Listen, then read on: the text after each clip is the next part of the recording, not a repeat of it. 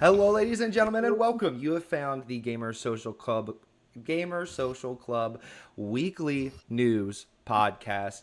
I am your host, Nathan Lockhart, aka One Hot Dragon, and I am joined by none other than the novice of crayfishes, Harry. Harry, how are you today? I'm doing very well, buddy. How are you? I am fantastic. I am fantastic. And I am also joined by, oh no, oh shit, it's Addie. Addie, aka Adam. How are you today, Adam? Very good, thank you. I was saying to Harry before you got your on your mic, it's lovely to see you guys this side of sleep when the sun is up. Dude, it's weird. If y'all are wondering why my vibe's a little bit different, it's because it's currently 6 a.m. here, my time. So everybody's still asleep. So I gotta watch myself. And it is really weird to see Adam and Harry with the lights on. Sun up. The glaring sun. So let's get started. What have you guys been up to this past week? Harry, what have you been up to? What have you been playing? I have well, a couple of days ago, I started playing Indiana Jones and the Great Circle, and have been having a really, really great time with it. Thoroughly enjoying my time. I've moved on from the Vatican. Haven't finished everything there, of course. Have lots to go back and do, but I've done the first bit of the story in the Vatican, and now over to Giza in Egypt.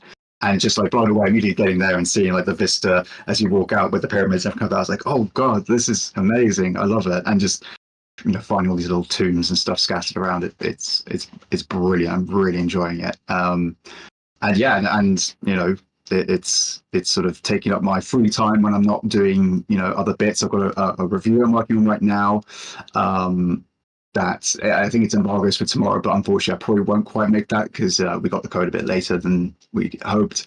So get that out as soon as I can, and then working on a couple of bits and bobs here and there. Another interview to come, and yeah, there's my sort of little project that's been boiling over the last month or so. That's going to be coming at the beginning of February, which I'm very excited about. Nice collaborative effort from the team. And yeah, I hope people appreciate it and enjoy it when it comes out. I did check out. I finally watched your interview, the Cut to Bits interview. My gosh, dude, Thank so you. good. Like Thank you. the way you kept, finding things to link it to was brilliant. Mm. Like, because if I was in that conversation, I don't think I would have been so quick on my toes as to be like, oh yeah, you don't want to be like that kind of horror. And I was like, yeah, you wouldn't want to be that way. So it was really cool. I enjoyed it. Thank you. Yeah, it's definitely a learning thing, and I feel very fortunate that, including the interview I've just done, the three developers I've spoken to have all been really, really kind of cool, like calm, collected people who totally get that. Like, I'm very new to this, and really just going purely based off of passion and interest in what they do, and wanting to share that with others. So it all comes from an authentic place, but it also comes from a place that's like very scattershot and very kind of just like, oh, how do I kind of try and be professional when I don't really know what being professional is in this situation. Talking to someone on the computer from my kitchen, dining room. Yeah. Hey, But no, thank you. It's been good this is fun. just a green screen, man. Everything behind it, just dirty dishes. Yeah, that's it. The I only need to do difference that. That's what I between need to me and do. you is like a $10 green screen. So it's That's it. That's all I need, and I'll be a professional. and then you'll be a real professional just like me, wearing my Batman shirt. It's a little bit washed out. Anyways, but, me and Adam will definitely be getting into what we've been up to and what we've been playing during the news segment. Of course, today we are going to be talking about a slew of different things. This is one of our first times doing an official, like, this is just news that we're here to talk about. So we're kind of just winging it, and we're going to be working on trying to structure this show more. But yeah, lots of fun, new, exciting things are coming, and like Harry said, he's got his thing coming, his project he's been working on for a while. So, but let me tell you first what we're going to be talking about today. We're going to be talking about Indiana Jones hits 4 million. We're going to be talking about our Sniper Elite review, which Addy reviewed. We'll be talking about my Ninja Gaiden review. We'll be talking about, let's see, possibly some more Xbox. Oh, Baldur's Gate 3 is now split screen on the Series S. So that will probably get into like the whole 30 frames per second conversation as well when it comes to Avowed. So yeah, those are some things we're going to get into. But we are here to keep your news filtered of all the gossip and all the rumors. And Gamer Social Club. Let me see if I can remember this by heart. I don't got the script up. Never mind. I'm not going to attempt it. So just immediate, just not. Let's just jump right into the most useless news segment. Does anybody remember why it's called the most useless news segment? This is Fraser's bit. I'm just going to see. Hey, I've clearly really failed on my part over here. So no, it's I'm living it. It's like if you already follow us, then you don't need to hear this sort of thing. Or if you're already on the content on the site, you don't need to hear this. But exactly, that is 100% it. Nailed it. Get all your gaming news, reviews, guides, editorials, previews, everything that we work on over at www.gamersocialclub.ca. And then our socials are is it gamer_SC? Is that right? For Twitter? _S_C. It is at the bottom of the screen, ladies and gentlemen. There we go. That would be even better. Spotify. But hey, that was amazing. Now, I told you, hey, you got it. Stop, and you just kept going. I just kept rolling. But let's go ahead and jump right in. Oh, this weekend, before we get started, this weekend we are doing our Fantasy Critic episode. We will have about 7 people. We didn't get to record it last weekend because times didn't line up and we never got to actually sit down and record it. So all that aired last week was the developer direct that me and Harry covered, and then Adam wrote up the whole article for the website. So yeah, what you're seeing right here, the dream team, right? So but we are at 5 minutes before an hour. So would you guys like to do a news story or just call it quits here? I think we can do, 1 or 2 news stories. Don't have to cover all the ones we mentioned necessarily, but because again, a lot of these we've done obviously as articles. We've already written about a lot of this stuff. Oh yeah, how you feeling, Adam? Do you need to get out of here? It won't take long, will it? No, it doesn't. So we've got Indiana Jones sold over 4 million. Harry, I'm going to let you take it away from here. Yeah, absolutely. As the 4 millionth player of Indiana Jones, I would just like to say you're welcome. Your plaque is in the mail. Thank you. I appreciate your welcome, Machine Games and Bethesda. Todd Howard. Yeah. Thank you, buddy. That was great. But no, the fact that India has hit 4 million players, I think that's what it is players, not sales, obviously, because it's a Game Pass thing and all the rest of it. And that's how Xbox obviously will now measure all their stuff going forward, will be players, no doubt. It's great to see it though. Only a couple months before it's going to hit PlayStation as well, which I can only imagine. I could see this game by the end of the year being at least double that comfortably. Once it hits PlayStation in particular, because there's a huge number of people there who will be wanting to play that game and be really excited for it. Having seen the reviews for it as well, it's been in people's conversations for Game of the Year last year.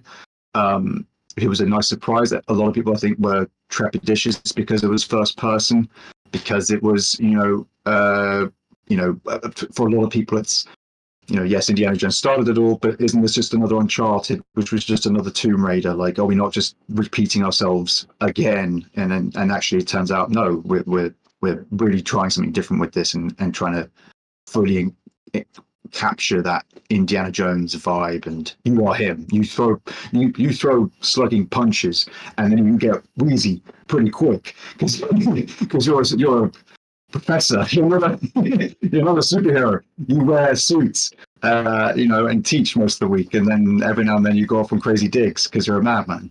But otherwise, I've really enjoyed it. I can see why this game's had so many people jump on and play and try it out, especially when it's obviously on Game Pass. That's obvious. It's an easy sell then. But with the fact that it's coming to PlayStation, it's already on PC. I can see more people over time picking it up on Xbox and PC anyway, and then PlayStation, there'll be a huge push, no doubt. I imagine maybe even by the halfway point of the year, we're already hearing 8 billion, 10 billion, possibly. At least judging on the time frame of where it came out, to now. Like if we already have 4 million, hell yeah! Like this game could be a big one for Xbox. I agree. Sorry, I got a cat here to fuck everything up. She's currently under the monitor, and I'm just waiting for her to hit the escape button and podcast over. It was like you just discovered you had a cat. Okay. My brother-in-law is living with us for a while, and it's his cat, and he usually keeps it in his room, but he left for work while we were recording, and so she ran out of the bedroom apparently, and now she's here. So yeah, I actually was surprised there was a cat on my desk. I was like, what? Yeah, no, sorry, I didn't mean to derail the conversation. I'm excited to see what it does when it comes to PlayStation 5. Sorry. Yeah, I'm just gonna have to move on because this cat's running my brain off the tracks. But then also, sorry, go ahead, take it away, Adam. I agree because I really loved what I've played of it so far, and I'm really excited that they're going to do more games from the sounds of things. That it's been Lucas and Disney are happy enough that they want to do sequels and make it a trilogy. And look at the kitty cat. There he is. She is. I don't know. Because Machine Games make good games, obviously. Wolfenstein is being another one. But there's I'm worried that means that we won't see a Wolfenstein for a while because the success of this, do we do more of these things, strike while the iron's hot, all that sort of stuff, but they could have multiple teams working on stuff, and that's a hope of what's going to happen. That's what I would say. I'd be like, Xbox, give Machine Games all they want. You want to keep Wolfenstein going, absolutely. You definitely don't want to let that go. And the fact that Indiana Jones is proving to be a hit, 100% you want to do a follow-up, you want to do a sequel, you want to do expansions, whatever. Give Machine Games what they need. Absolutely. And that's the thing, the conversation around, should games go to PlayStation? I mean, it was a bit weird that they announced it, straight away off the bat, coming to PlayStation. Yeah. The whole conversation around timed exclusivity around Xbox type stuff, but where these games appear in more places, that means that there's more financial stability to do more games, like more Indiana Jones, more Wolfenstein. Because if it was just on Xbox, not even on PC, what would the numbers be? Would that be viable to continue? Would they we can't, it's expensive business making games to that quality, especially getting Harrison Ford's look-alike, and likeness, even not look-alike, the actual likeness of Harrison Ford. All of those sorts of things. It's you can't do these cheap, and actually games of that quality want to be played in other places and stuff. So it's great, isn't it? More people get to play about it and talk about it, which is great. Yeah. I that's what I was going to say earlier before I got interrupted. The Machine Gun Kelly, Machine Games can do whatever they want now. They took an IP that everybody, I think it's safe to say that pretty much everybody was like, I don't think they can do this. How do you do an Indiana Jones game in first person? And it was, we've had this conversation before on the podcast where it was well, why did everybody think that it was going to be like a Tomb Raider or like an Uncharted? Why is it? And I think it's because we couldn't imagine anything else other than when you take this kind of genre and put it into the style of a video game, how else are you going to tell that story? We've never seen it happen before, and here they've pulled it off amazing. They've gotten really good reviews, and I think that with that they've earned the right to basically just be like, hey, Microsoft, we want to do a Stranger Things game. I don't know. I was just trying to think of something random off the top of my head. That kind of goes back to the conversation we had the other week around the council MMOs and stuff like that. There's got to be a level of trust that you give a developer. If they've got a vision and think they can make it work, and they're as a developer with some pedigree or whatever else, let them have a go at it. What was the reaction? Like you said, Ned, a lot of people I can't see how that's going to work. And I know it's getting reviews. Everyone's really enjoying it. It's having a great time. But if we'd have gone off the first reaction going, oh, we're going to do Indiana Jones in first person, and we just went, you know, some people on the internet didn't like the sound of that, so we're not going to bother. Well, like, where would you be now? We wouldn't have that amazing game. Like, you've got to try. Otherwise, it'll be the same thing over and over again. Because, like you were saying at the start, or whoever it was saying, Indiana Jones becomes Tomb Raider becomes Uncharted. Yeah. They're the only ways we can envision those types of games. So it's got to be more of the same. You need to be able to take risks and do something differently. Absolutely, you've got to give them what they want. Do a Stranger Things in first person. Yeah. Take on Demogorgon. I don't know. I mean, seriously, just let them, as long as they've got the passion for it and the creativity, go for it. I forget what game got canceled this week or last week, but shoot, I can't think of it. But basically, I just remember hearing that all the developers were like, "Thank God, we're gonna go move on to something else." Yeah, it's like, oh, I get it. It's a bummer that you're not getting a game from a developer you love, so you're bummed that it was canceled.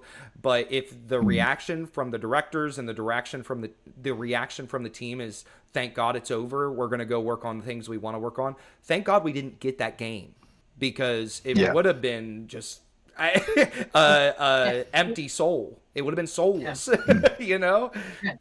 Absolutely. That's the thing with Redfall, wasn't it? Like they wanted to do a single player and got forced to do like a live service thing, and then they weren't really feeling it, and you can tell because it wasn't. And like, you want the devs to do what they want to do because that's the job. Like, they want to create games that they want to create, not the bosses want to make more money from the battle passes. We have to do this now, and that, like you say, it's soulless, isn't it? Yeah.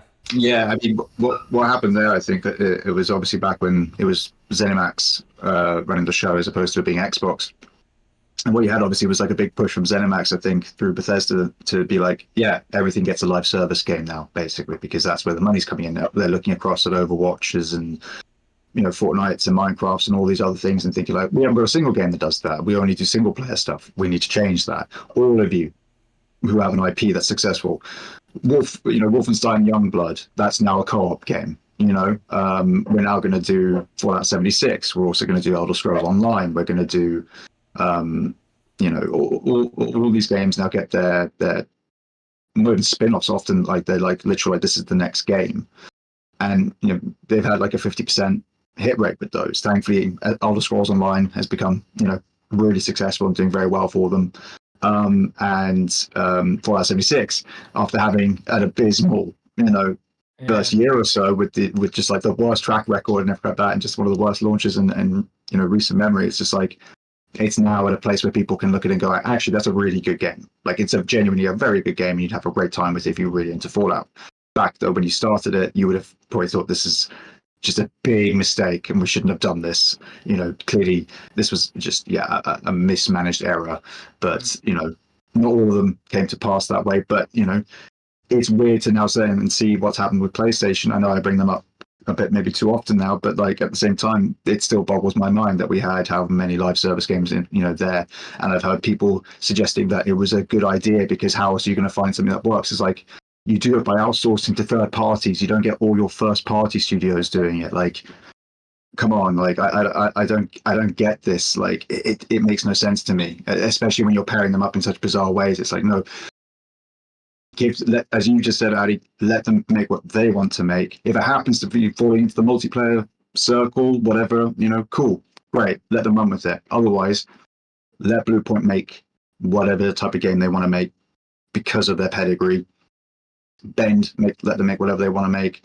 Machine Games, let them make what they want to make now. They've already proven themselves with Wolfenstein, let's be frank. But this with Indiana Jones in particular, it's just like, yeah, they have the chops. You can give them one of the biggest IPs in media, in the history of media, and they'll just knock it out of the park. Let them cook. Absolutely. I only have one issue with what you said. I will never be Frank. I am one hot Wukong. You are one hot Wukong. I could feel your presence, Steve, overflowing me in that moment, and I just couldn't stop the cheesiness from overflowing. So,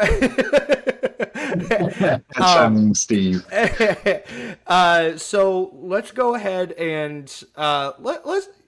let's go ahead and end it there. I'm thinking, unless you do you want to talk about the Baldur's Gate 3 is now split screen on Series S? I think it's just nice that it's here. Obviously, it's a great addition. We waited a while for it, and it ties up the loose ends of again a bit of unfortunate bad press and mishandling by Xbox, maybe in the whole like parity of console stuff. Like, you didn't have to set yourself up that way. You could have. Yeah. I get it though, because you want them both to be. Oh yeah. I get like, because you don't want to say, well, we're only going to release it on Series X because this is a bit of extra work and we don't want to. And if Microsoft can have if they need to have that dialogue. You know, you saw it with a few games last year where we haven't heard from Microsoft. Like, well, there's probably more to it than that. But if you can have a dialogue and have that conversation, the more experienced devs or who understand the hardware can make it happen. Yeah. Rather than you going, we'll only release it on Series X. If you didn't have the parity, that would happen so much more, and then the S becomes an issue then. Whereas the S is a really low barrier to entry for the ecosystem, which is the idea, isn't it? Yeah. It kind of ties with the conversation that Phil was having earlier this week or last week, I forget when it was, with those interviews he did around hardware and how the PS5 and the Series X were too similar, and actually, this kind of goes into the strategy that the games might appear in the same places, in all the places, but actually the hardware is what sells you on it. Like, which iPhone or Android, phone do you get? Do you get a Samsung? Do you get an iPhone? They do. They both play. They both have Spotify, but what other features does your phone do that you want that for? Do you prefer the ecosystem of iOS or do you prefer Android? Do you want the camera, or do you know what I mean? It's one of the features rather than that sort of thing. And I think that would then come into providing that all of my apps are still there. Like, if I can still, So which apps do I want to use? I can still call people. I can, you know what I mean? It's the same sort of thing. And I think that's fine as long as there's that work and that conversation with Microsoft to help overcome those issues. And it took a while, but I'd rather it be late than never. And then this Baldur's Gate on the Xbox at all than not at all, because and I think that's it. And this will keep Nathan happy because I'm now going to speak about Black Myth Wukong, and obviously, but the fact that it's obviously not on Xbox because of the Series S. Supposedly, that's from the developers themselves. That's what we reported on. Saying that the limitations of that console, its memory, means that we can't get we couldn't reach an understanding, we couldn't reach an agreement with Xbox, basically, where it was going to come across and be on there, because it's not on either, is it? It's not on Series X, I mean, is it? No. So that's one of those few examples where I'm like, similar to Baldur's Gate 3, if you had a little caveat in your original statement, which was that for certain games they will still launch on the console, but certain things may not be there at launch, like split screen and things like that. At least then you can probably have easier dialogues with these other developers and stuff like that, whether it's the Wukong guys or Larian Studios or whoever it might be, to say, like, look, we want it on our consoles, of course. We want it day one. We'll work out any sort of deal with you. If you're struggling with this feature, don't worry about it. We'll help you, and we'll get it there in 6 months' time or whatever it might be. But we still want it day one, because if we have another article, if we have another headline where it's Xbox is getting skipped on, the whole Baldur's Gate 3 thing, that was not a good look. What I mean? Like, it was a bad look. And Black Myth Wukong's not so bad, because I think a lot of people were under the impression that was more than likely because there was a partnership going on. The fact that it wasn't doesn't actually matter now. It's old news. But at the time, people were willing to kind of just sideline and be like, that's because PlayStation paid them a bunch of money to put it on PlayStation. That's fine. That happens all the time. But Baldur's Gate 3 not being there, that was a big kind of like, oh, this draws attention to a problem, or a potential problem. And yeah, so I agree. I think they're still handling it the correct way. You still want that entry point console. And again, Xbox are now very much going with everything's an Xbox. Games going everywhere. We want to provide this service, and if our hardware also convinces you to buy it, that's the bonus. That's the cherry on top for us. Yeah. So yeah, I we'll see. I wouldn't be surprised if there was a change in the messaging over the next year, maybe, where they are like, Series X is going to get everything, Series S will get really everything. You know what I mean? It'll be more like that. And again, with their own titles in particular, it will be first party stuff is always going to have everything. Don't worry about that, but it may run at 30, as opposed to 60. Which of course is, like we talked about with Avowed, and that's another. All these stories are kind of all interlinked at the end of the day, naturally. So you kind of talk about all of them by talking about one of them to a certain degree.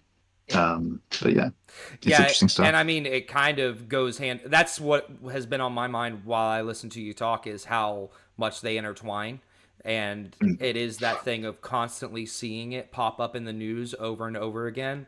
How many times are we going to talk about this? And then it is things like Baldur's Gate 3 of all games is now being kept from Xbox users because of this problem on the Series S. And then it's like, okay, how many times do we got to talk about this? And how many times are we going to have to deny Series S as a problem? And continue to defend it. You know what I mean? And I'm not going to sit here and be somebody who says Series S is the problem. We all know it's the real reason behind hurricanes. Okay. But damn fans. Inflation. It's like the revelation finally happens, and it was the Series S this whole time. It's the Antichrist. No, I guess what the whole entire Avowed thing is like, I can't really talk too much. I don't have too many opinions surrounding the Series S thing. We had a bit of a chat in it yesterday or the day before when Avowed was announced it's going to be 30 frames per second. And I just kind of like had this moment of revelation with it where I was like, wasn't this already a thing? Like, didn't we already know? And then like, it just kind of hit me that I'm like, that's a fucking problem. Like that I expected an Xbox Studios game to be 30 frames per second on release. And then it just kind of like started this whole wheel in my head of like, why, what the fuck is going on with Xbox? You know what I mean? And it's a big complaint for me because again, going back to the intertwining thing, for those of you who have followed along on our gaming journeys over the past year, I was slowly starting to getting physical copies of PlayStation games over Xbox because I saw myself divesting from the Xbox ecosystem, and I ended up buying Dragon Age: The Veilguard on Xbox digitally for the specific reason of I can play it anywhere. Because it was the moment Sarah Bond took to X and was like, hey, everybody, on November 8th or 7th, or I can't remember the exact date, you will be able to play the games you own wherever you go. So that sold me. I was like, that's what I needed to hear. So I bought the game digitally. Guess what? I cannot play that wherever I want. It was like a select few games, like 10 games, which is fine. That's reasonable. Be clear when you speak to your audience and say you're going to get to play your games. You are kind of leaving it open for like, okay, I assume that's all my games. I don't think I'm in the wrong for assuming it was all my games. I would say that she was in the wrong for not clarifying, hey, 10 games. Well, as time goes on, we're going to try to add. Our goal is to eventually have the entire library on there. That would have been perfectly acceptable. I don't know why she didn't say that, let alone the fact that then it was kind of a little spur of the moment. Like they should have waited for the legality of, I can't remember what was the thing in question. It was something with Google, right? Oh, yes. There was a lawsuit with Google, and that's why they were able to get it on the platform. And they were like, hey, they're going to appeal this like immediately, and there's going to be a retrial. So like maybe like hold on to the bullets in your chamber before you start shooting off.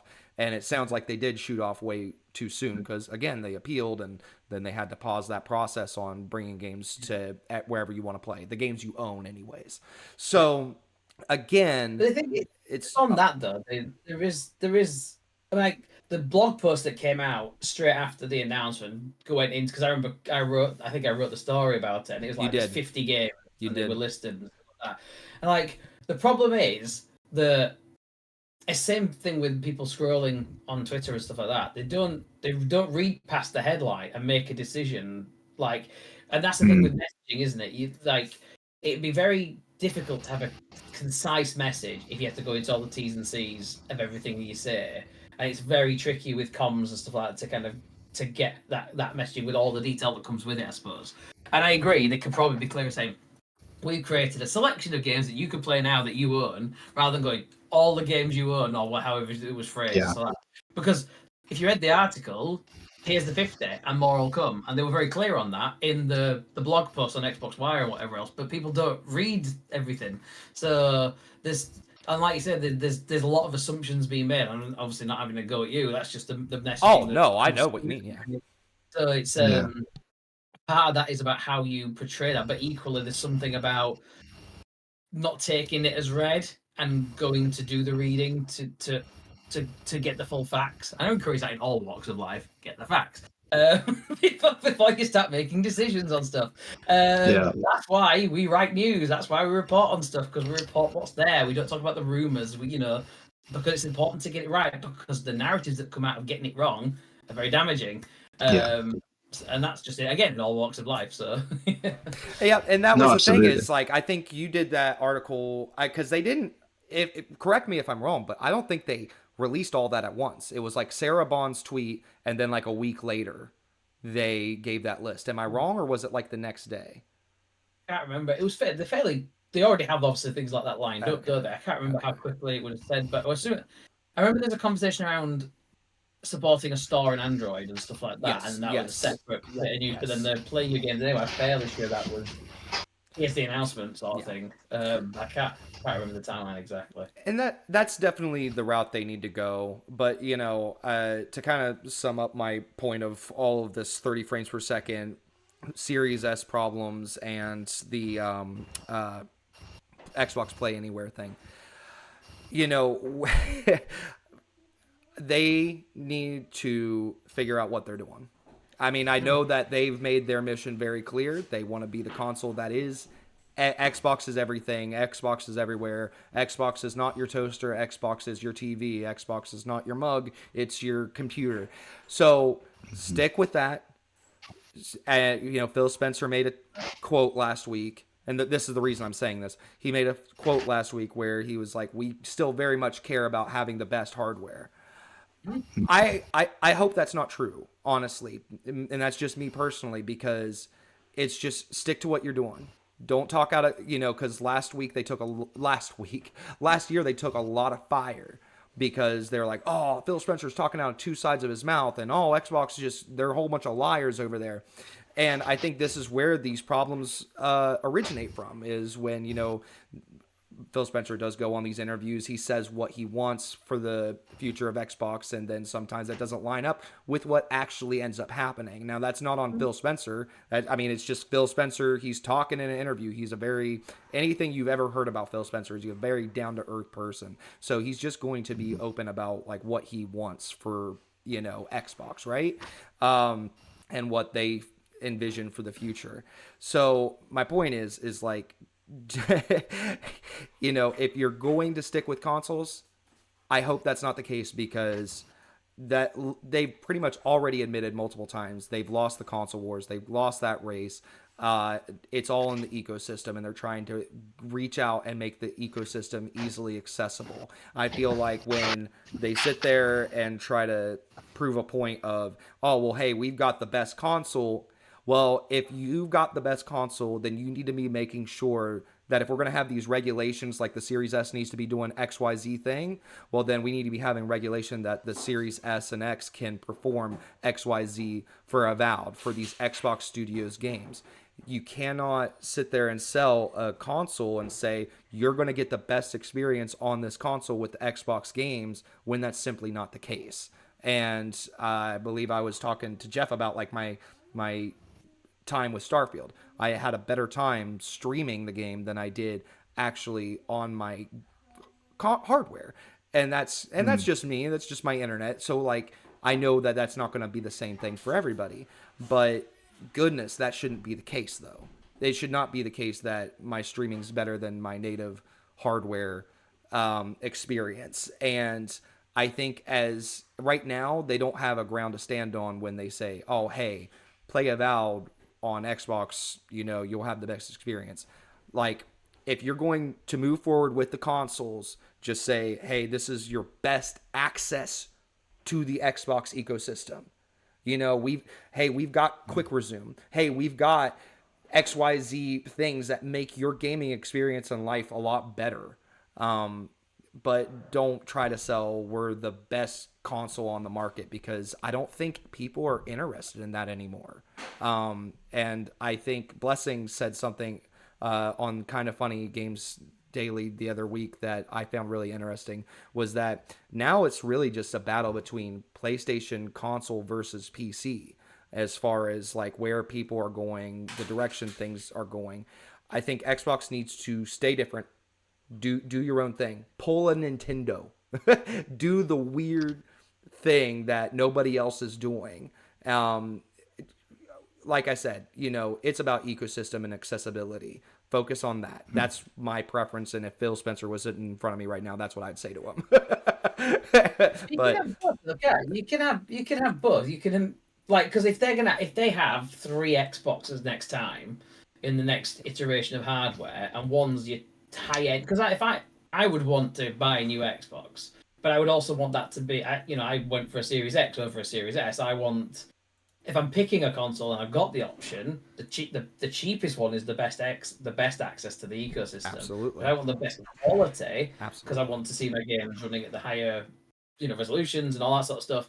Then I want the best one I can buy if I want to get that. And I want the option, like Harry was saying earlier. Option is the key thing, isn't it? So if they're happy to have multiple versions, maybe sort the naming out. But like be very clear, like this is an Xbox Pro, this is they could even just go back to Xbox, couldn't they? This is an Xbox Pro, like gonna go with the iPhone type thing or whatever. So it's very clear what you're buying along the way up the thing, rather than is X better than S? I don't know. S, you score S's in games. S is really good. You don't get an X. Like, Yeah. but you know what I mean? It's like you can have both. You can have the best hardware because they still want to deliver the best service.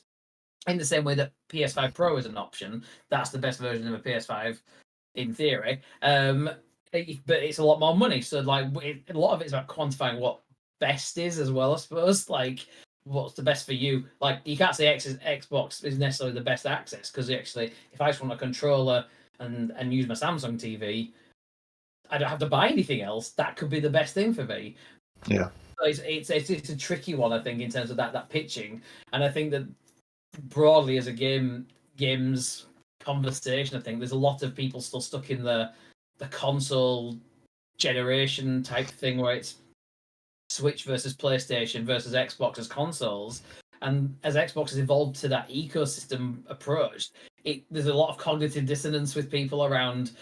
No, they're the worst Xbox, the third. Like, yeah, but they're not really playing that game. They're not. You're fighting a war that they're not even in. Like, they're like if you're talking console war, it's Switch versus PlayStation, and Xbox has a console as an option. 100%. But actually, you're talking.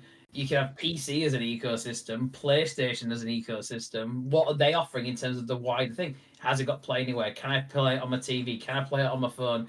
Is it the same game? Is it the same save? I'd say like a bit of play. If I could play, I would have bought Slay the Spire on my phone if it had carried my save over from Xbox. But I don't need to worry about that because I can just play it on the Xbox app on my phone. Do you know what I mean? So it's that thing. What, like, does PlayStation offer you that same thing? It's getting there. It's starting to dabble with it with PC and like the whole.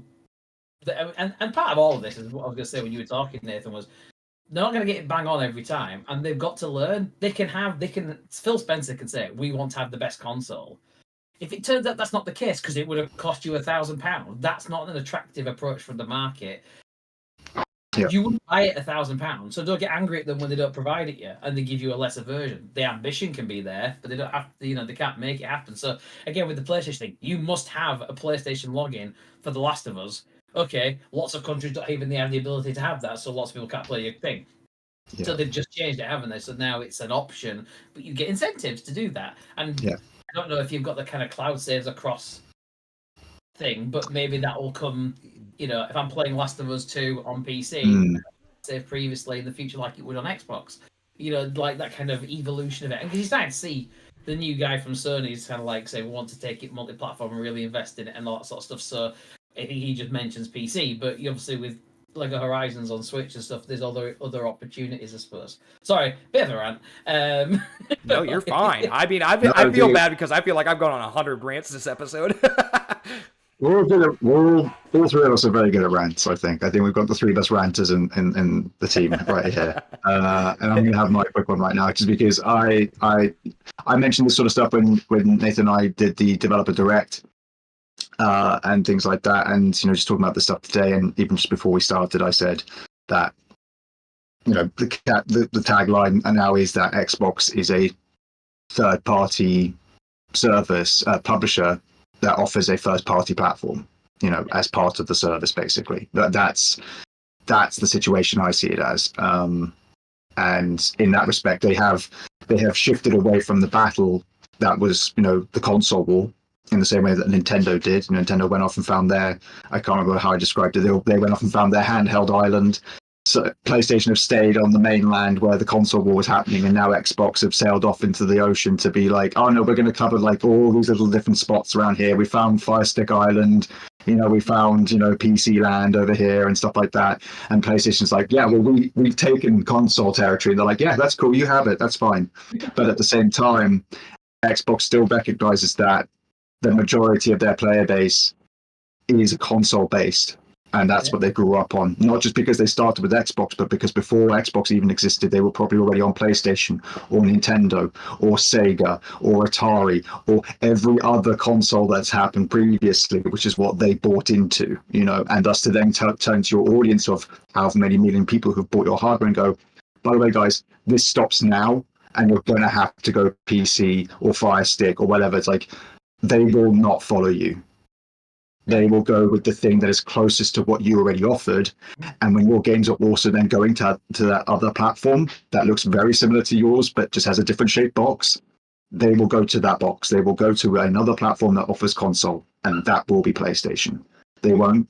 I do not believe that the swathes, the millions of Xbox people would suddenly go, I'm okay with not buying an Xbox. I will jump to Fire Stick, or, unless Xbox do like the big things that need to be done, like teaming up with somebody to make a third-party Xbox-centric handheld, or teaming up with Steam and going like, you make Game Pass native on Steam Deck and things like that. Unless we start seeing those sort of movements, the service is obviously going to be the thing that they always push. But I think they'll also keep consoles around because they're scared that if they just pull the rug out, like they've tried to in the past with certain things. They're very forward-thinking, Xbox. They've done it so many times, and often they screw themselves by being far too forward-thinking. Yeah. Everything that they offered back with Xbox One's launch that they were reviled for, and rightfully so because it was far too early, has come to fruition. It is literally the era that we are living in now, is everything they were talking about. Hallelujah, and now they're talking about the next. Yeah, they're now talking about the next leap. And everyone's gone, oh, I don't know about that. Yep. Give it 10 years. Everyone will be doing it. Everyone. Yep. And to add on that just a little bit is the fact that I think they are positioned well to go into the future. It is that thing of they're already a step in the right direction. And that's kind of, I don't know if I worded it well, but, that's what I was trying to communicate with the whole entire don't go this direction of trying to focus on we've got the better console. Stay focused on you on the right path, yet you keep tripping. Who like your Xbox, like that's what you do. You trip and then you get back up. Red Ring of Death, Xbox One. Like how many times have they shown that they're dedicated to the platform? I think the ecosystem is going to preserve itself in one way or another.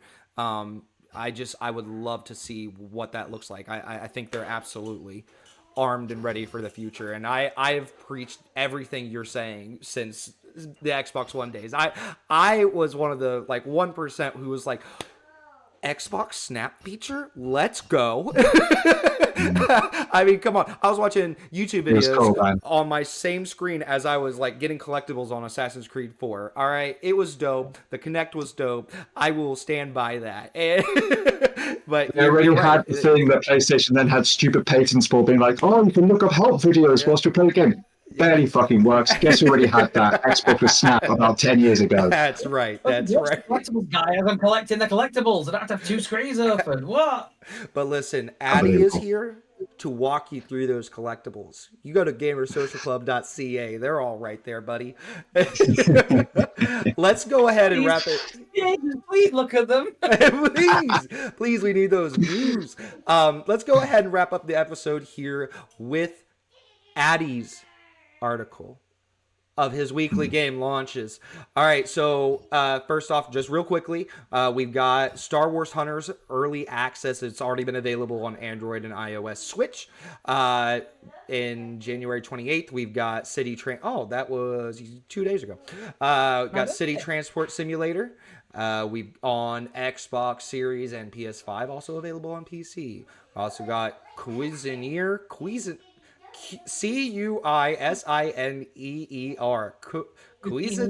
Cuisineer. Yeah, that's a Cuisineer. Okay. It is already available on PC, but it is coming to PS5, Switch, and Xbox Series. Eternal Strands dropped 2 days ago on PC, PS5, and Xbox Series. Make sure to check out... Shoot, the name's slipping. We reviewed it. Anyways, we got Candy. Was Candy it Bomb. Sci-Fi Girl? Oh, yes. No, sorry, it was. Yeah, wasn't it? Yeah, Candy Bomb. Orcs Must Die Death Trap dropped on Game Pass as well. We've got Jamie reviewed that, so check that out. Tales of Iron 2, Whiskers of Winter. Harry's going to be playing lots of that. It's on PC, PS4, PS5, Switch, Xbox One, Xbox Series. The Stone of Madness dropped 2 days ago. Wow. January 28th. Big day.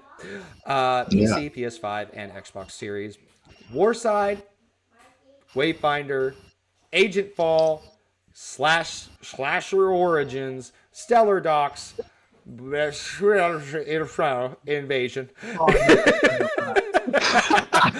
Gimmick 2. Let's see. Hello Kitty Island Adventure. Let's go. Marvel Spider-Man 2 on PC. Dropped today, baby. Phantom Brave the Lost Hero. Robo Beat. Sniper Elite Resistance out today. Techno Banter. Casual Sports Series. Citizen Sleeper 2 drops tomorrow. Dreamless. My gosh, I didn't know what I was getting into. Hero Fate. Marine Survivors. That's brave. There's a lot of releases this week. Wob. Yeah, see, I had the idea as we were doing this, and I just pulled it up, but I didn't go through the list of games. So I was just like, wow, there's a lot of games. I shouldn't have done this. But now you're informed. Listeners and viewers, you are informed. And if you don't want to hear it, you can always read it on a Monday when it drops. That weekly game launch every week. You can see what's coming for the week. Exactly. Well, thank you all for watching, listening, and just being here. You know, we appreciate the vibe you bring to this channel. Until Friday night live at just go ahead and tune in around like 7:45. That's probably when we'll get the stream up and running. But yeah, around 7:45, 8, we will be doing Fantasy Critic right here on this YouTube channel. Thanks so much, Adam. Thanks for coming on. No, thank you for having me. It's been lovely. It has been lovely. It's been a beautiful morning, hasn't it? During the day. I like during the day. The sun isn't coming up. It's quite nice. Yeah, the sun's coming up for me. The kids are awake, and Harry, thanks for being here. Pleasure as always, man. Love doing this. We'll see you guys Friday night. Peace. Bye. Take care, everyone.